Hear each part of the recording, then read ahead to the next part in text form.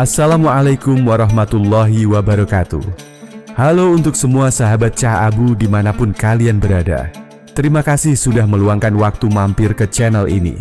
Sebelum kita mulai kisah Abu Nawas yang lucu, cerdas, dan penuh makna, saya ingin mengajak kalian melakukan satu hal sederhana, tapi insya Allah penuh keberkahan.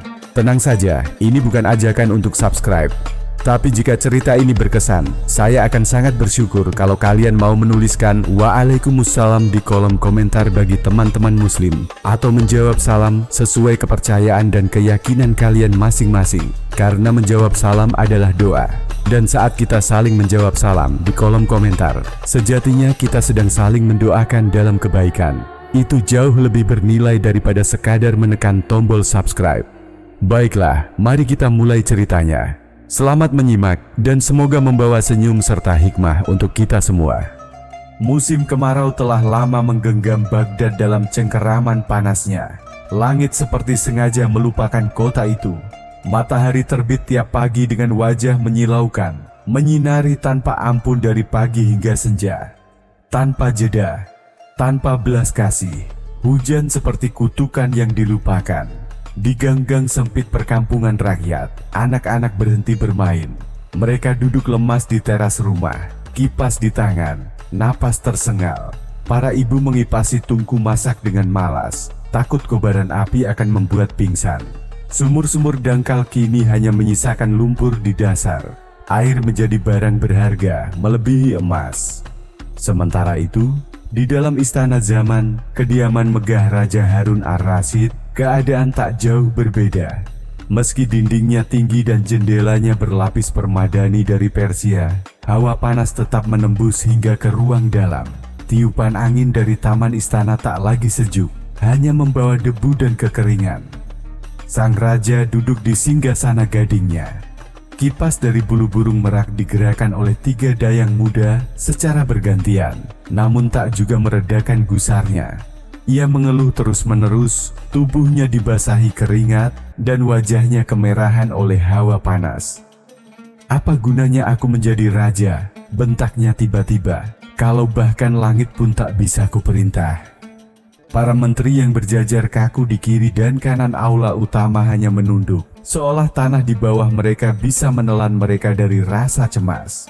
Di antara mereka, Wazir Agung Abu Tesakil melirik tajam ke bawah. Ia tahu kemarahan raja kali ini bukan main-main. Dalam seminggu terakhir, 3 pelayan dihukum hanya karena terlambat mengganti kendi air. "Siapkan lebih banyak penutup jendela," perintah raja, "dan siram lantai dengan air mawar. Jangan biarkan panas ini menguasai istanaku." Para pelayan berlarian.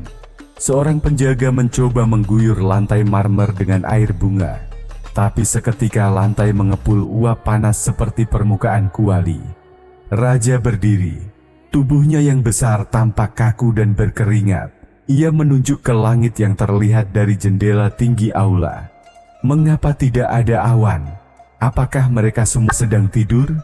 Kalau perlu, aku ingin membeli awan dari negeri lain. Aku ingin menyewa langit dari kerajaan tetangga." Hening. Hanya suara gemericik kolam kecil di taman yang terdengar dari kejauhan. Tiba-tiba ia menoleh ke arah menterinya, matanya menyala. "Atau lebih baik, aku beli saja mataharinya sekalian, supaya aku bisa menyimpannya di ruang bawah tanah dan melarangnya keluar sebelum aku izinkan." Beberapa menteri terperanjat. Seorang di antaranya nyaris tersedak, tapi segera menutup mulutnya dengan tangan agar tak terdengar. Di istana, menertawakan raja sama saja dengan bunuh diri. Wazir Agung mencoba menenangkan situasi. Ia maju perlahan dan berkata lembut, "Ampun Paduka, mungkin ini hanya ujian kecil dari Yang Maha Kuasa. Barangkali tak lama lagi hujan akan datang. Kami telah memanggil ahli nujum dan para pendoa langit." Cih, raja mengibaskan tangan. Para pendoa itu hanya bisa menyalahkan bintang dan memuja angin. "Aku butuh hasil. Aku ingin langit yang teduh. Aku ingin jalan-jalan kota ditutupi awan. Dan kalau tak ada yang bisa menjual awan, maka aku akan membeli matahari." Kata-kata itu menggema hingga ke lorong belakang istana. Sementara itu, Jauh dari singgasana dan tirai-tirai emas, di sebuah gang pasar yang dipenuhi debu dan lalat, duduklah Abu Nawas di bawah pohon kurma yang daunnya berguguran satu persatu. Ia sedang menyeruput air semangka dari kulitnya yang dibelah dua, sambil memiringkan tubuhnya agar tidak kena sinar matahari langsung.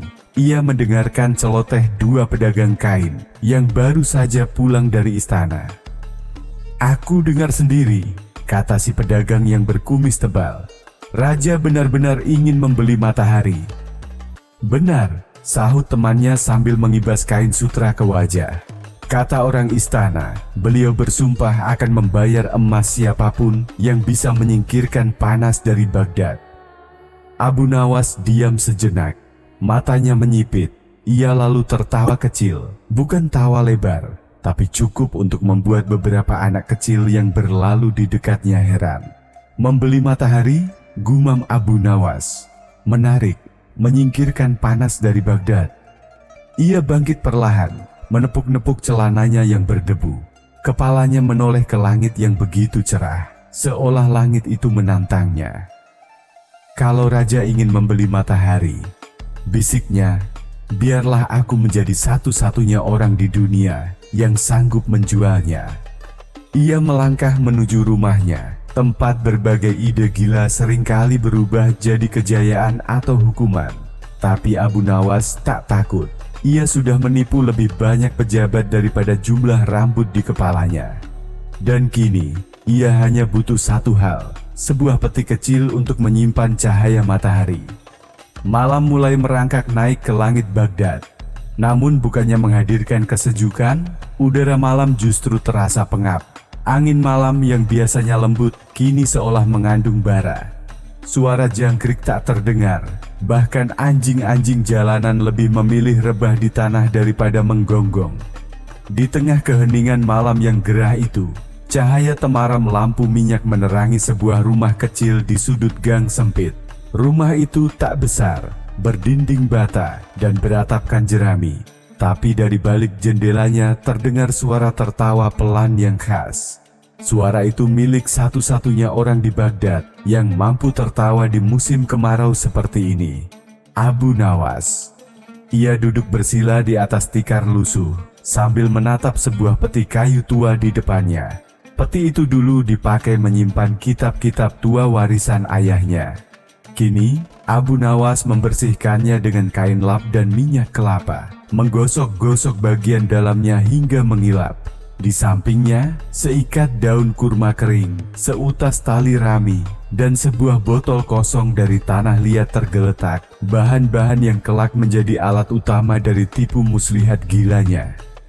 Orang-orang bisa menjual kain, gandum, bahkan unta, gumam Abu Nawas sambil menahan tawa. Tapi hanya orang gila, atau jenius, yang bisa menjual matahari. Ia berhenti sejenak, lalu menatap bayangan dirinya di dasar peti. Dan raja yang kepanasan itu, lanjutnya, adalah pembeli yang sempurna. Keesokan paginya, saat matahari belum naik sepenuhnya, Abu Nawas sudah berdiri di tepi jalan istana. Pakaiannya rapi, meski tak mewah. Ia mengenakan jubah putih bersih dengan sorban sederhana. Di tangannya, ia membawa peti kayu berukuran sedang yang kini tampak bersih dan berkilau. Peti itu diikat dengan kain merah yang tampak seperti segel suci. Dua pengawal istana yang berjaga di gerbang depan melotot melihatnya datang. "Abu Nawas lagi? Mau apa kau kali ini?" tanya salah satu dengan nada waspada. Mereka tahu betul setiap kedatangan Abu Nawas berarti masalah. Abu Nawas tersenyum tenang. "Aku datang membawa solusi untuk Paduka Raja. Sebuah penemuan besar, sesuatu yang bisa meringankan derita seluruh rakyat Baghdad." Kedua pengawal saling pandang. "Kau yakin bukan datang membawa lelucon seperti biasanya?" "Aku tidak membawa lelucon," sahut Abu Nawas. "Aku membawa matahari." Mereka tertawa. "Kau gila. Kalau begitu, sampaikan pada raja bahwa ada orang gila yang berhasil menangkap sinar matahari dan menyimpannya dalam peti ini. Kalau ia ingin membelinya, sekarang waktunya," Tapi jika tidak, aku akan menjualnya ke raja negeri tetangga." Kata-kata terakhir itu memicu alarm.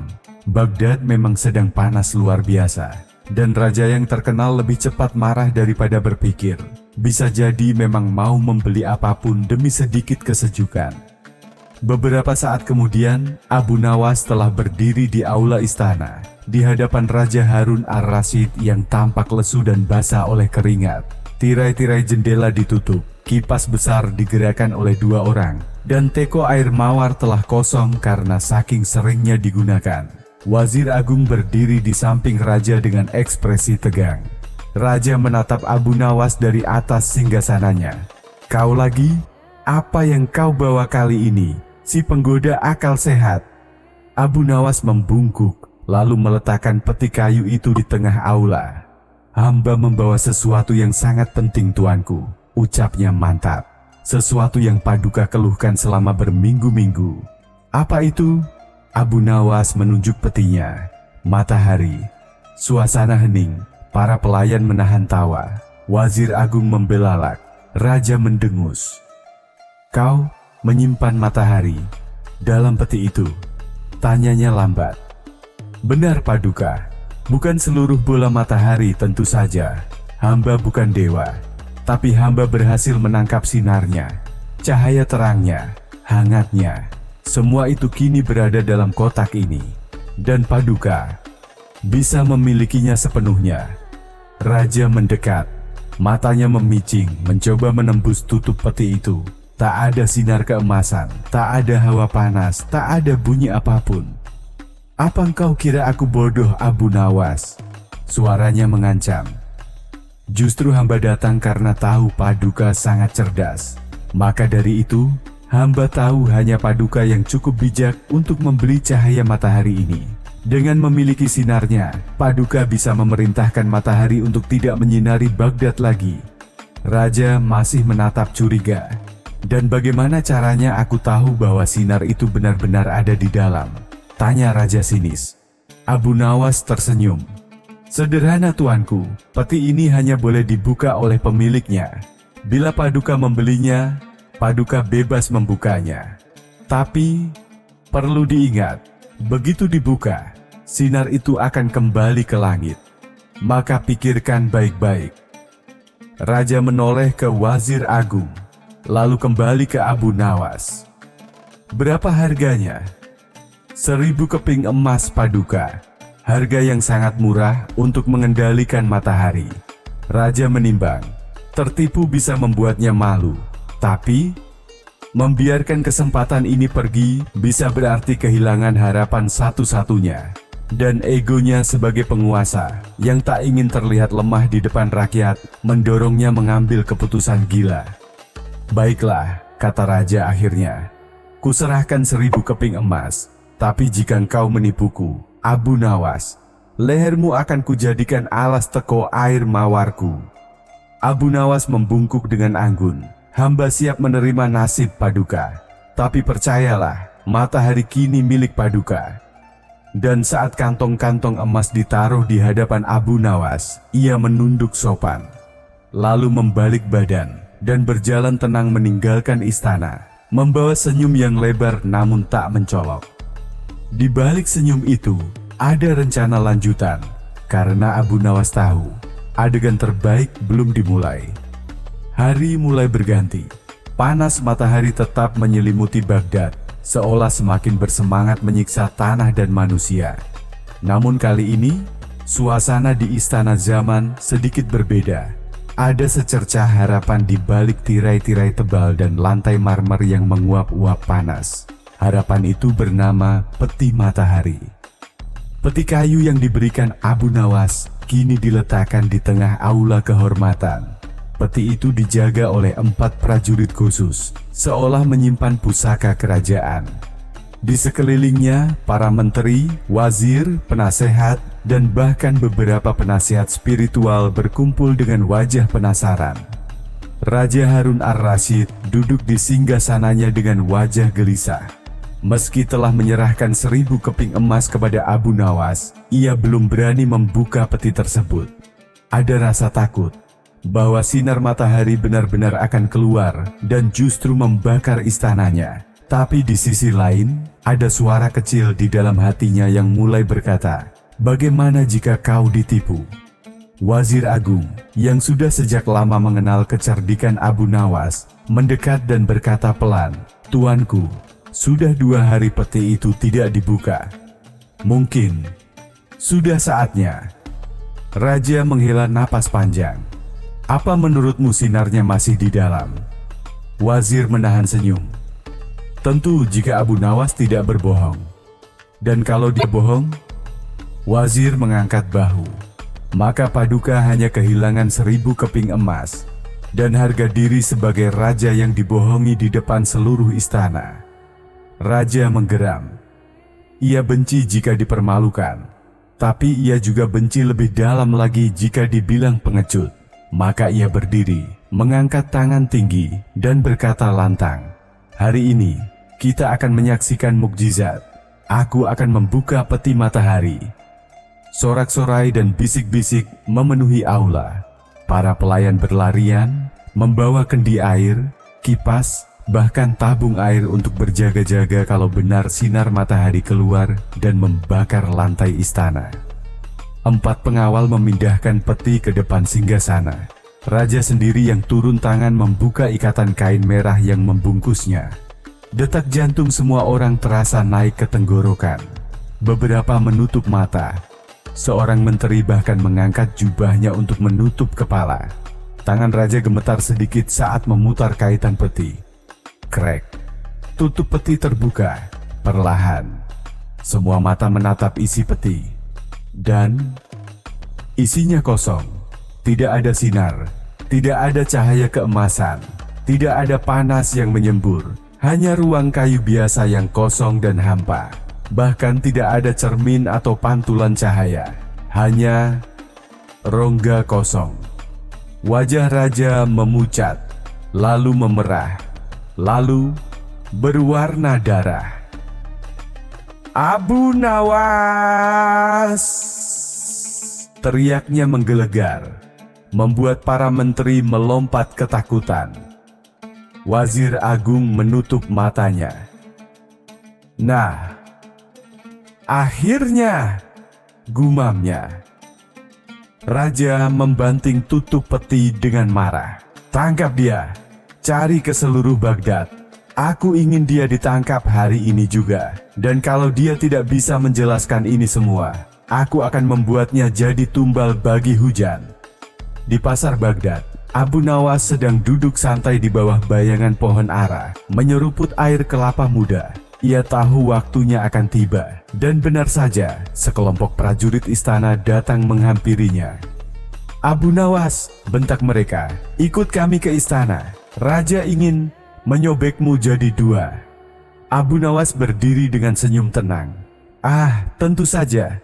Raja pasti ingin berterima kasih karena telah kuberikan hadiah luar biasa." Beberapa saat kemudian, Abu Nawas sudah berdiri di hadapan raja. Tapi kali ini ia tidak datang dengan tawa atau senyum. Ia datang dengan wajah serius, seolah benar-benar tulus. Raja menunjuk ke peti. "Jelaskan, di mana mataharinya?" Abu Nawas menatap peti itu, lalu kembali menatap raja.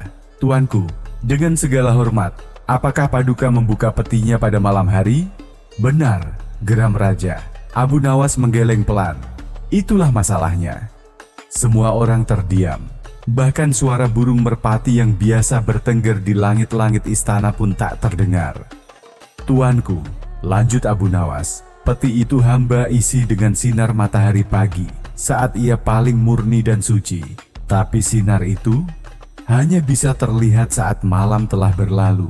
Bila peti dibuka saat malam atau ruangan terlalu gelap, maka sinarnya akan bersembunyi kembali ke langit seperti embun yang hilang saat fajar." Raja tampak kebingungan. Abu Nawas melanjutkan dengan penuh keyakinan. "Sinar matahari adalah hal paling pemalu di dunia, tuanku. Ia hanya mau menunjukkan diri bila Paduka cukup sabar menanti pagi." Raja terdiam. Ia mengerutkan dahi, menimbang-nimbang kata-kata itu. Wazir Agung menyela dengan nada sinis. "Tapi, Petinya kosong Abu Nawas. Abu Nawas mengangguk. Tentu saja, karena sinarnya sudah kembali ke langit. Tapi bukankah sejak peti itu berada di istana, matahari jadi lebih jinak? Bukankah siang hari kini sedikit lebih teduh daripada sebelumnya? Beberapa menteri saling melirik. Memang 2 hari terakhir cuaca sedikit membaik. Atau mereka hanya terlalu terbuai harapan? Raja menatap Abu Nawas lekat-lekat. Kau benar-benar tahu cara bermain dengan kata-kata. Abu Nawas menunduk. Hamba hanya menggunakan logika, tuanku. Jika matahari bisa menyinari bumi, tentu sinarnya juga bisa disimpan, meski sebentar. Dan jika Paduka tidak melihat sinarnya, itu karena sinar tidak ingin dilihat. Raja akhirnya menghela napas panjang. Ia duduk kembali di singgasananya.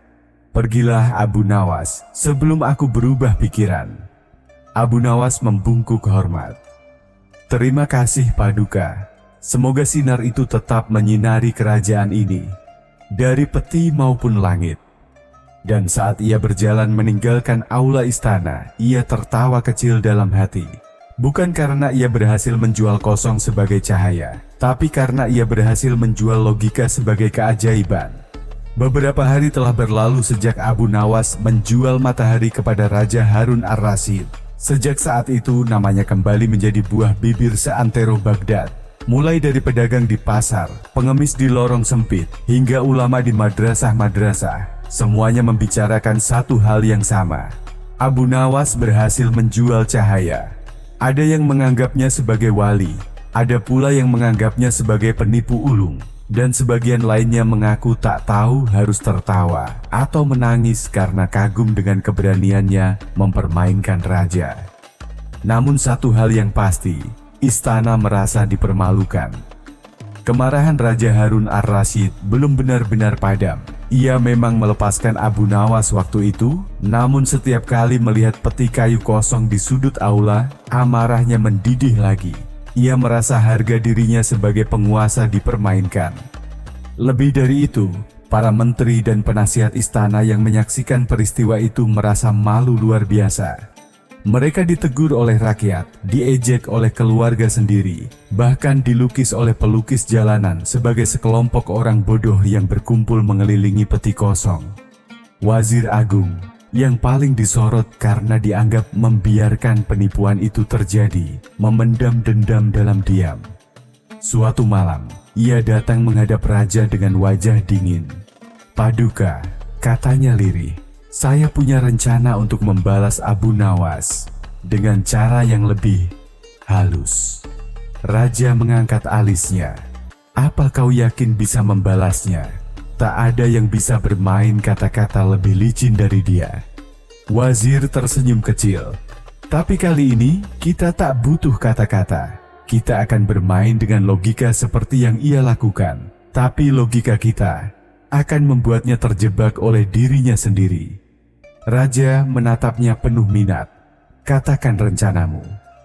Keesokan harinya, utusan istana datang ke rumah Abu Nawas dengan membawa undangan resmi.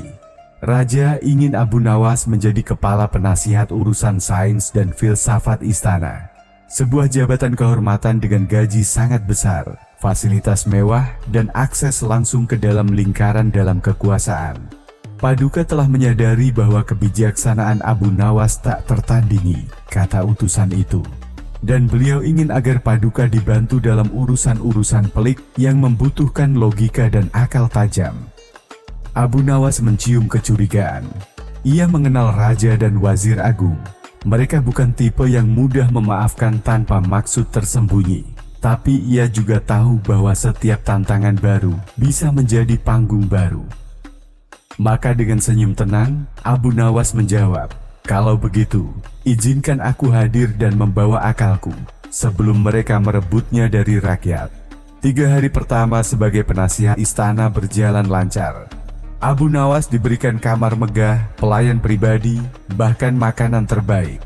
Ia diminta memberi pendapat soal pembangunan taman istana, sistem pajak baru, hingga penempatan pasukan. Semua dijawabnya dengan cerdas, disertai sindiran-sindiran halus yang membuat para menteri jengkel setengah mati. Namun di hari keempat, perangkap mulai dijalankan. Raja memanggil Abu Nawas dan berkata, "Abu Nawas, aku ingin menguji kemampuanmu lebih jauh. Dalam 7 hari kau harus menyelesaikan satu tugas, menangkap angin. Simpan angin itu dalam botol tanah liat, lalu persembahkan kepadaku." Abu Nawas tersenyum tipis. "Menangkap angin, tuanku?" "Benar, kau bisa menjual matahari, tentu bisa menangkap angin." Abu Nawas melihat sekilas ke arah Wazir Agung yang berdiri di belakang raja dengan senyum licik. Ia langsung paham, ini jebakan. Menangkap angin dalam botol, tugas mustahil. Jika ia menolak, ia dianggap tak becus. Jika ia mencoba dan gagal, ia dipermalukan. Jika ia mencoba dan berhasil seperti menjual matahari, maka kemungkinan ia akan dianggap gila dan dikurung. Malam itu, Abu Nawas duduk sendirian di taman istana. Di tangannya, sebuah botol tanah liat kosong. Ia menatap langit gelap dan mendesah panjang. "Dulu aku menjual cahaya yang tak bisa dilihat. Sekarang aku diminta menangkap sesuatu yang tak bisa disentuh." Namun, seperti biasa, Abu Nawas tidak mencari jawaban. Ia mencari logika. Dan saat angin malam berhembus lembut menyapu wajahnya, sebuah senyum kecil terbit di bibirnya. Ia tahu apa yang akan ia lakukan.